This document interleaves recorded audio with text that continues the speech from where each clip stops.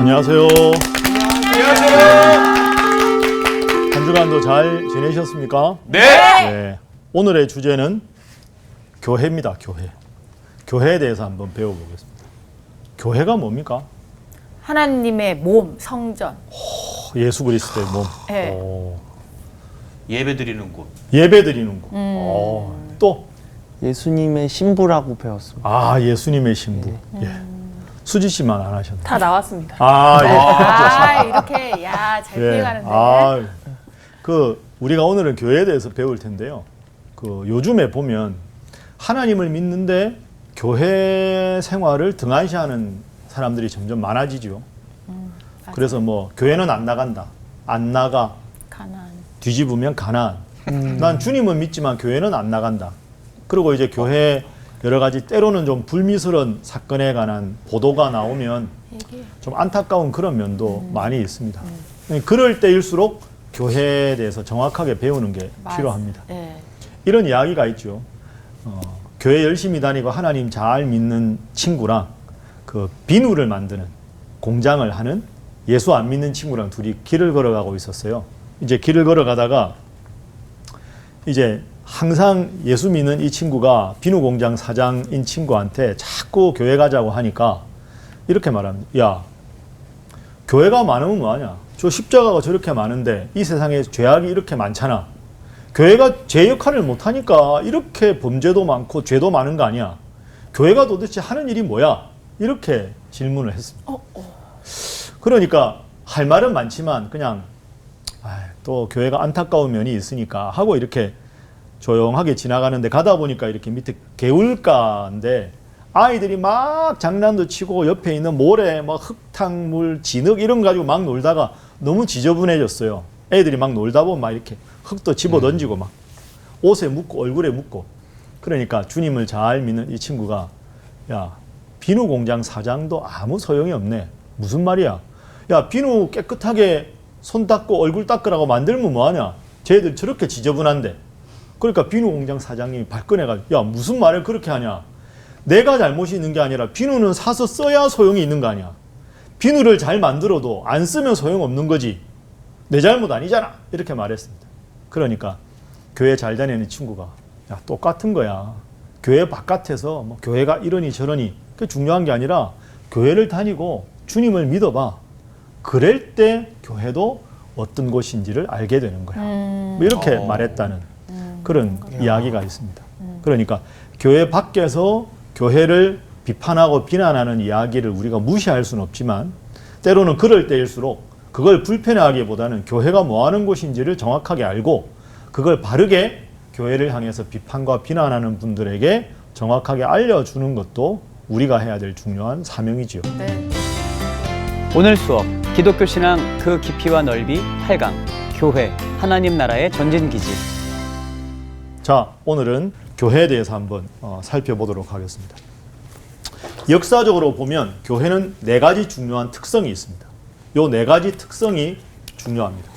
첫 번째는 교회 4가지 특성인데요. 이게 보통 영어로 하는데 하나의 교회, 거룩한 교회, 그리고 보편적인 교회, 그리고 사도적인 교회. 원, 홀리, 요거는 이따 이야기하겠습니다.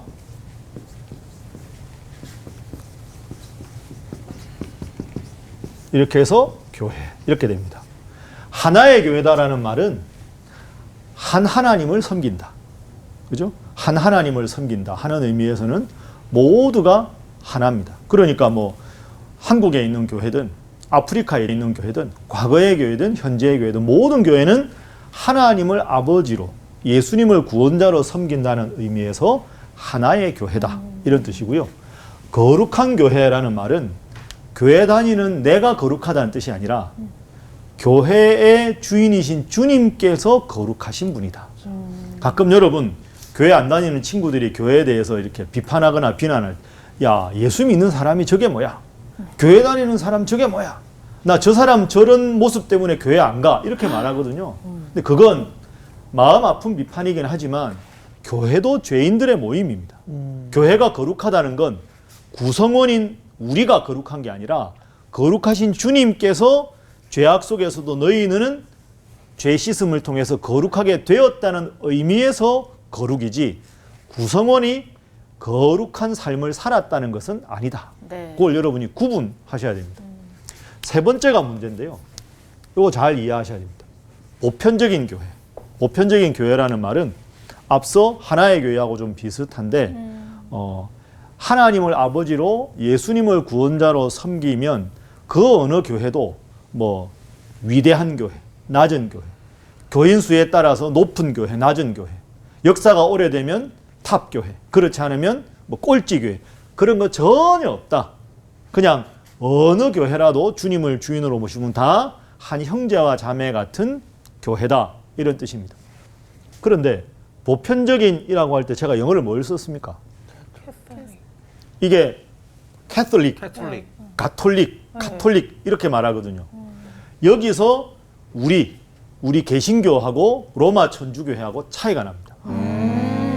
그 사람들은 이걸 C를 대문자로 써서 이 대문자 교회는 로마 천주교회만이라고 생각합니다. 자, 이 보편적인 캐톨릭이라는 단어가 여러분이 매 주일마다 외우는데 들어가 있습니다. 사도신경에. 사도신경에 이 단어가 어디 들어있을까요? 공교회. 공교회. 자, 사도신경 찾아보십시오. 거룩한 공회. 그렇죠. 거룩한 공회. 공회. 찾아보세요. 사도신경. 나는 전능하신 아버지 하나님 천지의 창조주를 믿습니다. 네. 쭉 내려가서 네. 나는 성령을 믿으며 네. 다음에 거룩한 공교회와 공교회와 성도의 교제와 이렇게 나오죠. 네네. 거룩한 공교회와 하는 게 옛날 사도신경에는 뭐라고 되어 있었습니까? 거룩한 공회와. 공회. 네. 그러니까 공회가 뭐냐 하면 공교회입니다. 네. 공회는 공교회다. 거룩한 공교회를 믿습니다라는 말은 거룩하게 하신 주님께서 거룩하다고 말해주신 이 교회, 이것은 보편적입니다. 그래서 공교회라는 말을 영어로 하면 유니버설하다, 이게 맞는 뜻입니다. 그러니까 우리 교회만 바른 교회가 아니라 예수님을 구원자로 믿는 믿음 안에 세워진 이 세상의 모든 보편적인 교회도 다 우리의 형제와 자매로서 하나님 안에서 우리는 하나입니다. 그게 보편적이라는 말의 뜻이거든요. 그런데 이걸 외울 때 천주교인과 우리의 의미가 다릅니다. 우리는 거룩한 공교회라는 말은 거룩한 보편적인 교회. 예수님을 구원자로 고백하는 이 세상의 모든 교회라는 의미에서 공교회라고 말하는 것이고, 로마 천주교인들은 거룩한 로마 천주교회라고 이 부분을 사도신경을 외울 때 머릿속에 기억을 합니다. 네. 그러니까 같은 문장을 고백하면서 단어에 대한 뜻이 전혀 다른 거죠. 네. 거룩한 보편적인 교회, 거룩한 로마 천주교회. 그래서 그 영어로 된 사도신경을 로마 천주교에서 보면 항상 이 C를 대문자로 씁니다. 우리는 이거 소문자로 써도 아무 문제 없거든요. 네. 왜? 보편적인 거니까. 이 교회만 대단한 게 아닌데 여기는 C를 항상 대문자로 씁니다. 그러니까 여기서 우리랑 차이가 나는 거죠. 네. 그러면 천주교회랑 우리가 뭐가 다른가 하는 것은 이 강의 중반에 여러분들과 나눠보도록 하겠습니다. 네 번째로 사도적인 교회라는 말은 하나님에서 예수님으로, 예수님에서 12제자로, 제자를 통해서 사도를 통해서 이렇게 올바른 가르침의 계통을 간직하고 그것을 계승하는 교회, 이런 뜻입니다. 왜 이게 중요하냐? 이단들은 대부분 이걸 무시합니다. 왜? 기존 교회는 구원이 없다, 이렇게 말해야 자기들한테 몰려들 거 아닙니까? 대표적인 게 신천지 같은 거죠. 네. 그러니까 예수님을 통해서 12제자와 사도들을 통해서 그 가르침이 기존의 우리처럼 정통교단에 속해 있는 교회를 통해서 주님께서 역사하신다는 것을 부정을 해버려야 자기들만이 구원의 방주가 되니까 교회가 사도적인 가르침을 계승하고 있다는 것을 부정하는 겁니다.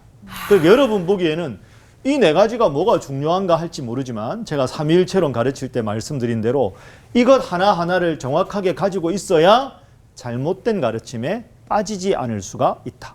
그래서 앞으로는 그냥 교회하면 하나의 거룩한 보편적인 사도적인 교회다. 요 네 가지를 기억하시면 되겠습니다. 네. 다 아시겠죠? 네. 네. 예. 시험 볼까 합니다. 15강 끝난 다음에 자, 두 번째는 교회가 뭐냐? 교회 정의에 대해서 한번 생각해 보겠습니다. 여러분이 아까 교회가 뭐다 이렇게 말씀하셨는데 성경을 통해서 한번 확인해 보죠. 자, 고린도전서 1장 2절 한번 찾아보십시오. 가람씨 한번 읽어 주십시오. 네, 1장 2절 읽겠습니다. 고린도에 있는 하나님의 교회 곧 그리스도 예수 안에서 거룩하여지고 성도라 부르심을 받은 자들과 또 각처에서 우리의 주 곧 그들과 우리의 주 되신 예수 그리스도의 이름을 부르는 모든 자들에게. 자, 고린도에 있는 하나님의 교회, 그죠? 교회가 뭐냐? 곧 그리스도 예수 안에서 거룩하여지고 성도라 부르심을 받은 자들. 교회는 성도라 부르심을 받은 자들이다. 이렇게 말합니다. 그리고 또 고린도뿐 아니라 각처에서 우리의 주, 곧 그들과 우리의 주 되신 예수 그리스도의 이름을 부르는 모든 자들. 그러니까 교회는 우리가 흔히 하면 교회 예배당 아닌가? 예배당. 내가 다니는 교회. 근데 그건 장소적인 의미에서 예배당을 말하는 것이고 교회의 더 근본적인 중요한 정의는 뭐냐? 내가 예수 그리스도를 구원자로 믿는 나, 성도인 내가 교회다. 이렇게 정리할 수 있습니다. 그러니까 교회의 첫 번째 정의는 교회는 하나님의 백성들이다. 성도다. 그게 1장 2절입니다.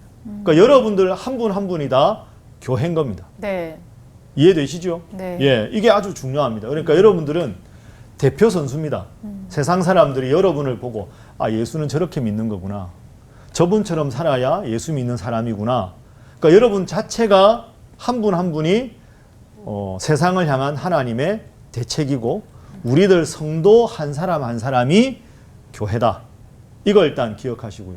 두 번째로는 여러분이 아시는 대로 고린도전서는 고린도에 있는 교회에다가 보낸 편지 아닙니까? 네. 그러니까 건물도 교회가 되는 거죠. 그래서 교회의 정의는 뭐냐? 하나님을 아버지로 예수님을 구원자로 믿는 성도 각자가 교회다.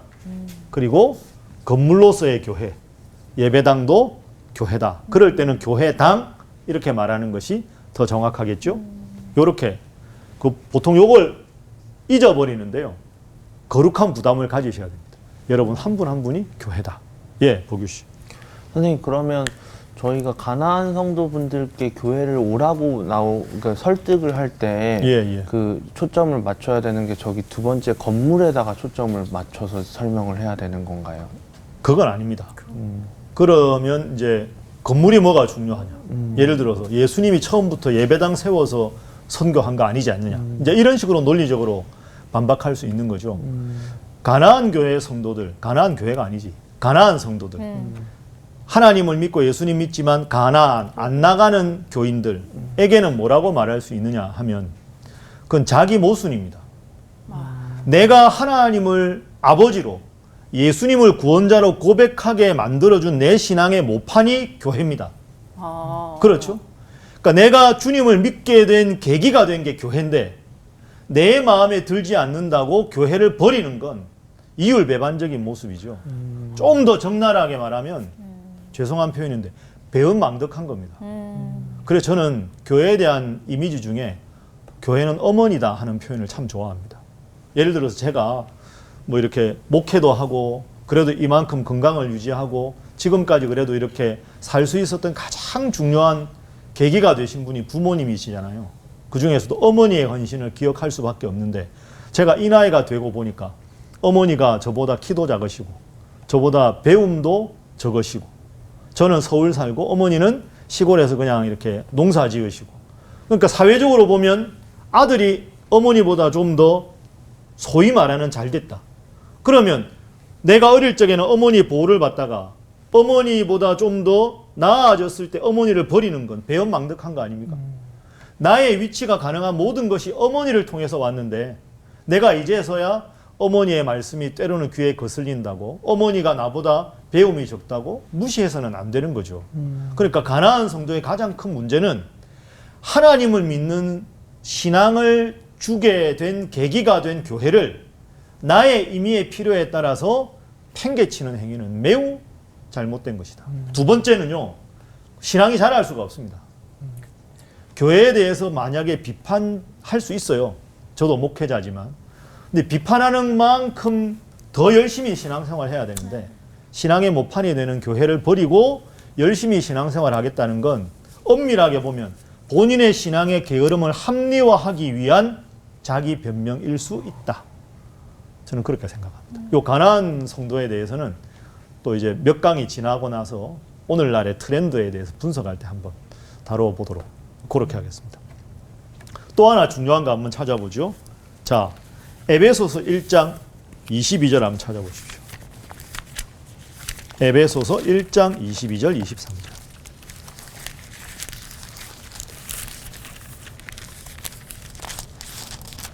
자, 수지 씨 한번 읽어주십시오.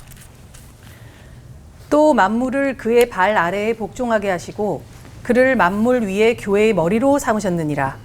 교회는 그의 몸이니 만물 안에서 만물을 충만하게 하시는 이의 충만함이니라. 자, 세 번째 교회에 대한 중요한 정의는 교회는 그리스도의 몸이다. 이렇게 나옵니다. 23절 교회는 그의 몸이다. 그죠? 그러면 머리는 누굽니까? 예수 그리스도. 22절에 나오죠. 하나님께서 그를 예수님을 만물 위의 교회의 머리로 삼으셨다. 머리는 예수님. 우리는 몸의 각각의 지체가 되는 거죠. 뭐 발, 허리, 눈, 코 이렇게 되는 거 아닙니까? 이 상징이 중요한 건 한 몸이 온전해지려면 다 필요합니다.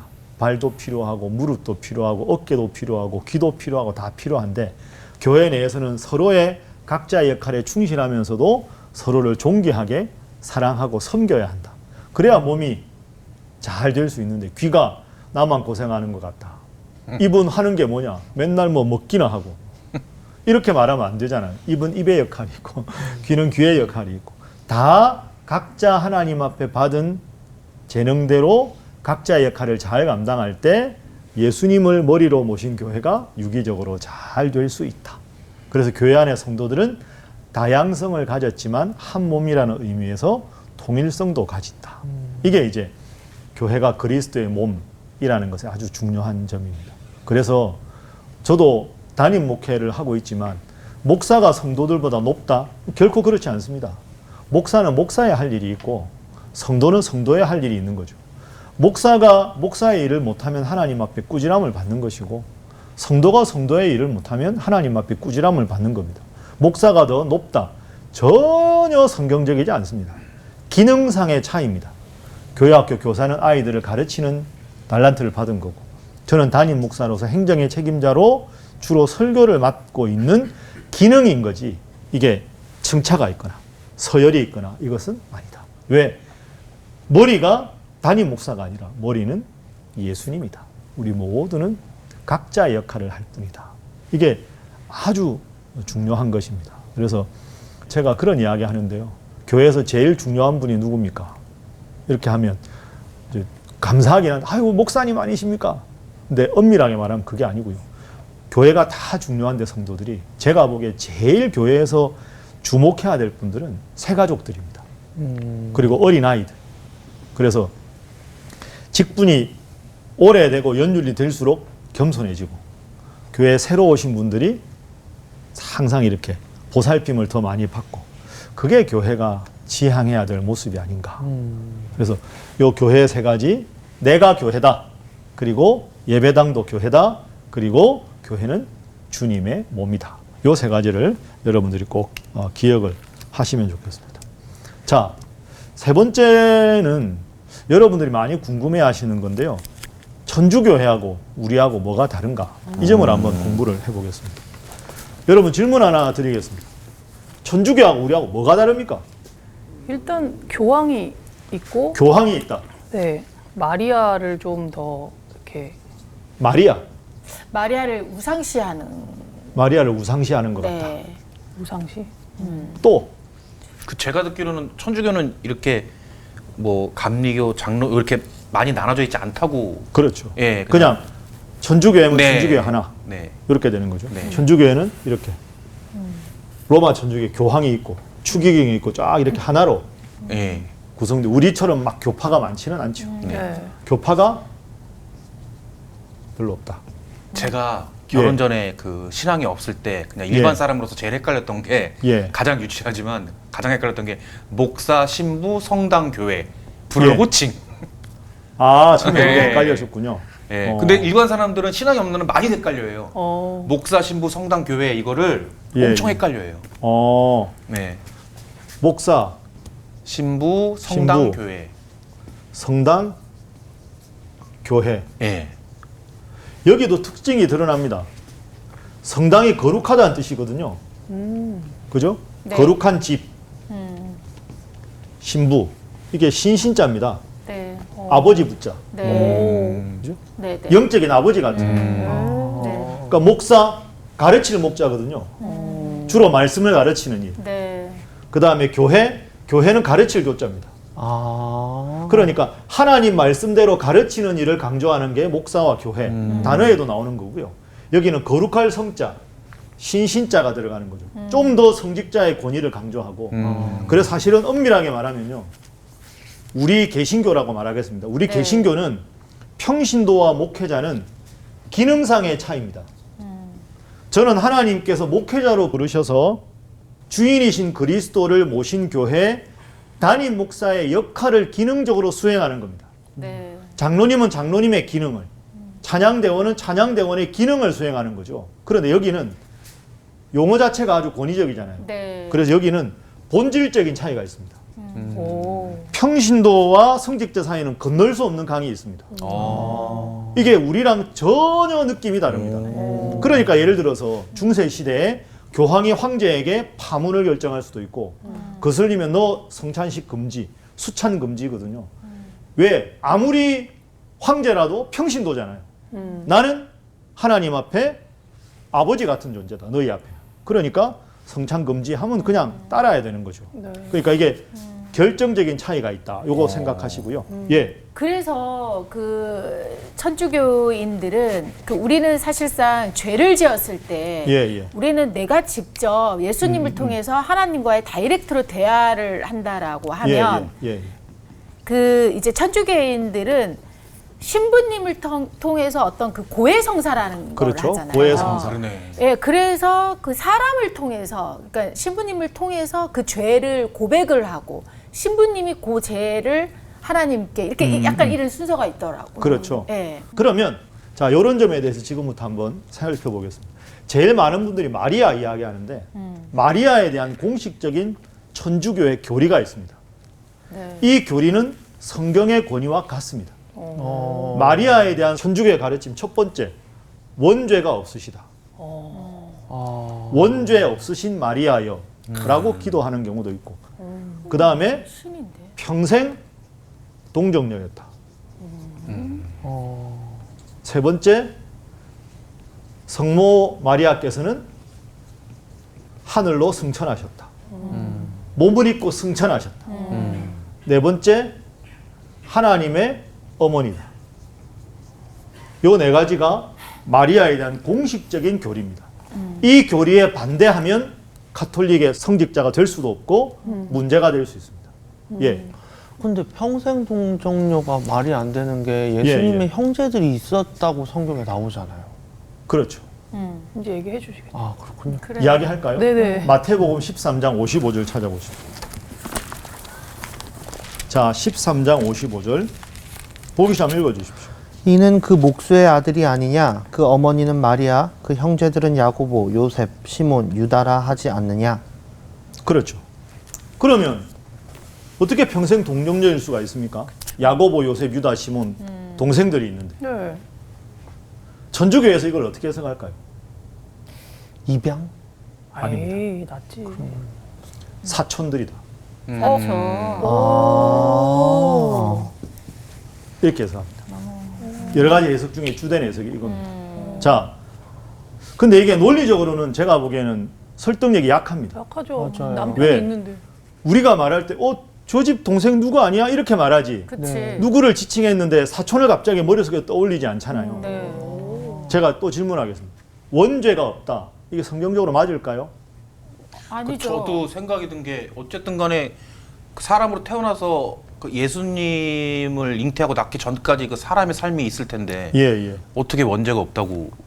그렇죠. 그 원죄가 없으신 분은 예수님 한 분밖에 없고. 그렇죠. 네. 모든 사람이 죄인이라는 게 성경의 근본 가르침인데 네. 네. 어떻게 원죄가 없을 수 있느냐. 그렇죠. 동생들이 있는데 어떻게 평생 동정녀일 수가 있느냐. 성경에 보면 에녹이나 엘리야나 네. 이런 사람만 승천했는데 성모 마리아가 승천했다는 게 성경에 안 나오지 않느냐. 안 나오거든요. 네네. 하나님의 어머니, 예수님의 어머니는 이해가 되는데 아무리 예수님이 신성을 가졌다고 해도 하나님의 어머니는 좀 너무 과한 것 아니냐라는 생각이 들 수도 있습니다. 그런데 이게 중요한 교리입니다. 이 교리를 인정하지 않으면 천주교인일 수 없는 겁니다. 엄밀하게 말하면. 자, 요걸 일단 기억하시고요. 두 번째 말씀하신 거. 요 죄사함 고해성사는 신부님들이 고해성사를 받는데 신부의 대표가 교황 아닙니까? 네. 그러면 죄사함과 성직자에 대해서 한번 찾아보겠습니다. 자, 고해성사의 근거가 된다고 천주교에서 주장하는 성경입니다. 마태복음 16장 한번 찾아보시죠.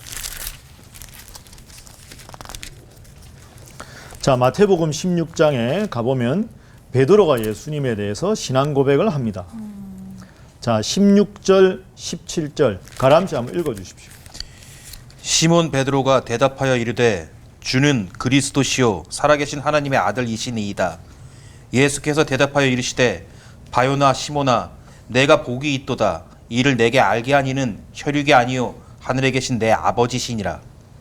자, 주는 그리스도시요 살아계신 하나님의 아들이시니이다 라고 고백하니까 예수님께서 베드로에게 칭찬하시고 훌륭한 대답을 했다라고 말씀하시면서 네. 한 가지 중요한 말씀을 하십니다. 18절, 19절 윤정 씨 한번 읽어주십시오. 또 내가 내게 이르노니 너는 베드로라. 내가 이 반석 위에 내 교회를 세우리니 음부의 권세가 이기지 못하리라. 내가 천국 열쇠를 내게 주리니 내가 땅에서 무엇이든지 매면 하늘에서도 매일 것이요 내가 땅에서 무엇이든지 풀면 하늘에서도 풀리리라 하시고. 이게 천주교에서 고해성사의 근거가 되는 중요한 구절이라고 주장하는 본문입니다. 하나하나 따져보겠습니다. 그게 맞는지. 18절 또 내가 네게 이르노니 너는 베드로라. 내가 이 반석 위에 내 교회를 세우겠다. 이 반석 위에 내 교회를 세우겠다. 19절 내가 천국 열쇠를 너에게 줄 것이다. 내게 주리니 내가 땅에서 무엇이든지 매면 하늘에서도 매일 것이요 땅에서 풀면 하늘에서도 풀리리라. 자, 베드로가 로마 천주교회에서 신부. 지위가 뭡니까? 신부. 일대 교황. 일대 그렇죠. 네. 일대 교황입니다. 네. 그러니까 베드로가 일대 교황이다. 일대 교황인 베드로에게 내가 땅에서 풀면 하늘에서도 풀릴 것이고 내가 땅에서 매면 하늘에서도 매일 것이다. 그러면 베드로는 교황이다. 교황을 정점으로 한 로마 천주교의 신부들은 오늘 본문의 19절 말씀대로 신부들이 고해성사를 들어서 매 주십시오라고 하면 하늘에서도 매게 해 주실 것이고 풀어주십시오라고 하면 풀어줄 것이다. 이게 고해성사를 받는 성경의 근거라고 말하는 겁니다. 근데, 예. 근데 예수님이 이 말을 한 의미는 비단 베드로뿐만 아니라 오늘날 우리에게도 다 적용되는. 그게 가장 중요한 핵심입니다. 그렇죠. 윤정 씨가 아주 정확하게 말씀하셨는데요. 본문을 다시 보죠. 자, 16절에 위대한 고백을 하죠. 예수님은 그리스도시요 살아계신 하나님의 아들이십니다라는 고백을 칭찬하시면서 18절에 내가 이 반석 위에 내 교회를 세우겠다 하면 이 반석은 네. 예수님을 구원자로 믿는 이 믿음의 반석 위에 네. 교회를 세우겠다. 네. 그래서 19절에 내가 천국 열쇠를 너에게 주겠다 하는 건 베드로 한 명에게 주겠다는 게 아니라 베드로처럼 예수님을 구원자로 하나님의 아들로 고백하는 믿음의 사람, 그 사람에게 천국 열쇠를 줄 것이다. 네. 그래서 그 사람이 예수님 이름으로 하나님 앞에 죄를 고백하면 하나님이 그 고백을 들으시고 용서해 주실 것이다 라고 하는 것이 개신교의 해석입니다. 네. 그러니까 저는 그 해석이 더 맞다고 생각합니다. 그렇죠? 이게 베드로 한 사람이 아니고요. 베드로처럼 예수님을 구원자로 고백하는 사람이 하나님 앞에 하나님 제가 죄를 지었습니다. 제 죄를 용서해 주십시오 라고 예수님 이름으로 기도하면 너는 그 믿음을 가지고 땅에서 메었으니 내가 메고 너 풀었으니 풀어주겠다. 그러니까 이건 베드로가 아니라 베드로처럼 신앙 고백하는 모든 사람에게 주신 말씀이고 베드로는 대표자에 불과하다라고 보는 게 맞는 거죠. 그 예수님이 이렇게 이 말씀을 하시 이게 정확한 말씀인지 모르겠지만 예, 누구든지 내 이름으로 구하면 그 이제 그 구하라 그러잖아요. 그렇죠. 구하면 주신다. 구하면 그것도 들어주신다. 예, 근데 그것도 같은 맥락이 아니에요. 그렇죠. 누구든지라고 맞습니다. 한다라면 나도 예수님 이름으로 구하면 그것이 예수님의 이름을 다 응답이 된다는 거잖아요. 그렇게 길을 열어 주신다는 거잖아요. 맞습니다. 그래서 요 고해 성사는 마태복음 16장을 천주교회식으로 해석하는 건 개신교 목사인 제 입장에서 보면 불충분한 해석이다. 제가 여러분들에게 소개한 대로 신앙 고백의 대표자로서의 베드로지 개인 베드로 한 사람이 아니다 라고 보는 게 맞고, 그러니까 윤정 씨 말씀하신 대로 성경 곳곳을 읽어보면 내가 하나님 앞에 내 죄를 고백하면 하나님이 미쁘시고 이로사 우리 죄를 사해 주시는 거지 누군가 성직자를 통해서만 된다는 것은 성경적 근거가 없습니다. 네. 그러므로 고해 성사의 근거가 되는 이 구절은 베드로 개인에게만 해석하는 것은 성경을 해석하는 것이 설득력이 약하다. 첫 번째 비판. 두 번째 비판은 베드로를 일대 교황으로 추대한 건 로마 천주교의 내부 논리입니다. 맞아. 예수님께서 너 교황하라 이렇게 말씀하신 적이 없고요. 네. 시간 관계상 결론만 말씀드리면 사도행전 15장에 보면 초대교회가 율법을 아는 이스라엘 백성들의 구원과 율법을 모르는 이방인들의 구원 문제로 다툴 때 그 사도회의의 의장이 베드로가 아니라 야고보입니다.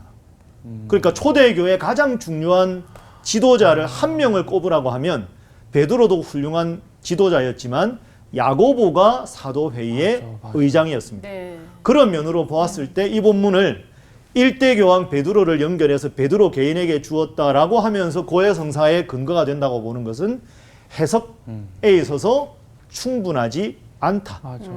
누구든지 예수님의 이름으로 죄를 고백하면 용서받는다는 성경의 전체적인 메시지를 붙잡아야 한다. 네. 예, 가람 씨. 그럼 천주교는 실제로 그 회개라는 기도를 통한 회개라는 것에 대해서 고해성사랑 어떻게 생각하나요? 그러니까 예를 들어 내가 큰 죄를 지었다. 그럼 그걸 듣고는 신부님께서 이것을 진심으로 회개하지만 동시에 예를 들어서 사도신경을 하루에 100번씩 진지한 마음으로 외우십시오. 그러니까 회개에 상응하는 스스로의 깊은 뉘우침이 가능하게 한 뭔가 보석의 행동, 이것까지를 하는 것에 대해서 지침을 주는 게 신부님의 역할이 되는 거죠. 죄의 경중에 따라서 이제 그런 식으로 하는 겁니다. 자, 그러면 두 가지가 중요한 거죠. 마리아에 대한 것과 죄사함에 관한 네. 것. 왜 그러면 이렇게 성경적 근거도 약해 보이고 뭐 예를 들어서 사촌 동생이라고 해석하는 건 우리가 봐도 비상식적인 것 같은데 왜 그럴까? 이 중요한 이유가 있습니다. 제가 보기에는 마리아를 강조하는 이유는 뭘까? 제가 보기에 이유가 두 가지입니다. 첫 번째는 천주교회는 매우 구조 자체가 경직되어 있습니다. 완전히 상명하복 아닙니까? 교황 추기경으로 이어지는 이런 철저하게 명령과 복종의 구조. 종교가 오랫동안 많은 사람들에게 충분하게 보편적으로 설득력을 가지려면 때로는 유연해야 합니다. 그런데 로마 천주교회는 지나치게 경직되고 획일화되어 있습니다. 이런 구조 안에서 따뜻하게 품어주고 보듬어주고 좀 뭔가 이렇게 자애롭고 그런 상징을 강조할 수 있는 가장 중요한 게 마리아입니다. 그래서 마리아가 강조되는 거고요. 또 하나는 로마 천주교회는 지금까지 성직자가 남성만 가능합니다. 여성은 수녀는 가능하잖아요. 그런데 여러분 보세요. 어느 종교라도 여성의 숫자가 훨씬 많습니다.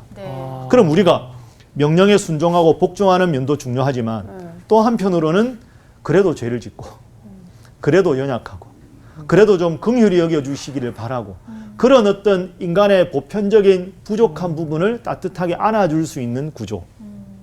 그 구조를 천주교회 안에서 충분히 담재할 수 있는 그 유일한 존재가 마리아다. 그래서 마리아에 대한 이런 교리가 엄청나게 많이 발전한 것이다 라고 봅니다. 이것도 그런 거죠. 아까 말씀드린 대로 본질적인 차이가 있으니까. 네네. 자, 이렇게 하고요. 제일 중요한 거 하나만 정리를 하겠습니다. 천주교회와 우리의 가장 결정적인 차이가 하나 있습니다. 그 차이점 때문에 이 모든 게 나오는 겁니다. 우리 개신교회는 모든 것의 최종적인 권위가 어디에 있을까요? 성경. 성경입니다. 성경. 성경 외에 그 어떤 위대한 목사님의 설교든 그 어떤 탁월한 신학자의 가르침이든, 예를 들어서 논리적으로 전 세계의 대단한 신학자들이 전부 모여가지고 공통된 결정문을 만들어도 그것도 성경의 권위의 아래에 있습니다. 네. 모든 것은 성경의 권위 아래에 있습니다. 네. 목사님이 탁월해도 성경적으로 잘못된 설교를 하면 비판받아 마땅한 거죠. 천주교회는 그렇지 않습니다. 성경과 전통의 권위가 같습니다. 그래서 성경을 영어로 스크립처라고 하고요. 전통을 소문자가 아니라 대문자 T로 트래디션이라고 합니다. 이 전통 안에 들어가 있는 건 공식적인 공의회의 결정이나 교리, 뭐 이런 아주 중요한 결정, 이 결정은 성경과 권위가 같습니다. 가장 결정적인 차이입니다. 제가 보기에 가장 큰 문제점은 이것입니다. 예를 들어서 이 네 가지가 성경적 권위가 약해 보이잖아요. 네. 그런데 로마 천주교의 모든 그 사도회의, 쉽게 말하면 공의회 회원들이, 대의원들이 다 모여가지고 유수한 신학자들, 추기경단 이런 분들이 모여서 마리아는 원죄가 없으셨다라고 교리적으로 결정을 하면 이것이 성경과 같은 권위를 갖는 겁니다. 성경에 안 나오지 않느냐가 중요한 게 아니고요. 로마 천주교의 대표자들이 깊은 나름대로의, 네. 틀렸겠지만 나름대로의 신학적 숙고의 작업을 통해서 만들어낸 트래디션은 이 네 가지는 성경과 같은 권위를 갖는다고 인정하는 겁니다. 그러면 성경과 전통의 권위가 같다라고 하면 이 전통을 최종적으로 추인하는 사람이 누굽니까? 천주교에서. 교황. 교황이죠. 그러니까 교황은 무오설, 오류가 없는 겁니다. 교황 무오설이 천주교의 공식적인 교리입니다. 1870년에. 교황은 오류가 없습니다. 이 말은 오해하시면 안 되는 게, 교황이 뭐 사석에서 예를 들어서 가볍게 하신 말씀, 그게 오류가 없다는 게 아니라 이렇게 트래디션, 모든 교리를 최종적으로 추인하는 입장에서 교리와 도덕에 관한 최종적인 추인자로서의 교황은 오류가 없다. 오류가 없으니까 성경의 권위와 같은 거죠.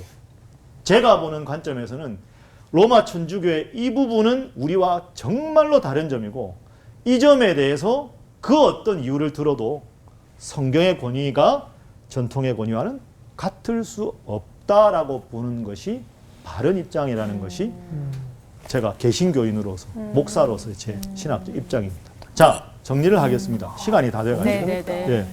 오늘은 우리가 교회에 대해서 배웠습니다. 천주교회와의 차이에 대해서 배웠고, 또 교회는 내가 교회다. 네. 예배당도 교회다. 배웠습니다. 한 주간 동안 여러분 살아가실 때 내가 교회다라는 자의식을 가지시고 네. 대표 선수답게 거룩하게 하나님 말씀 따라 살아가는 여러분 되시기 바랍니다. 자, 오늘도 수고 많으셨습니다. 감사합니다. 네, 감사합니다.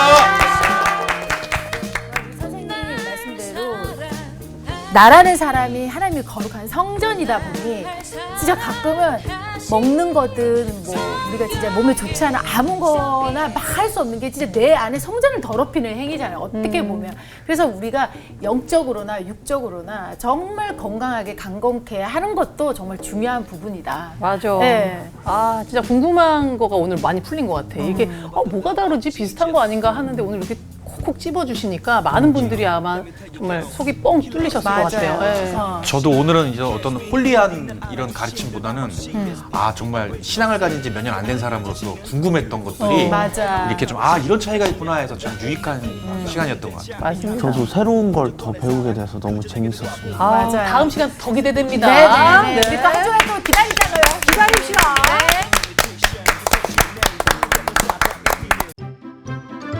이번 주 퀴즈입니다.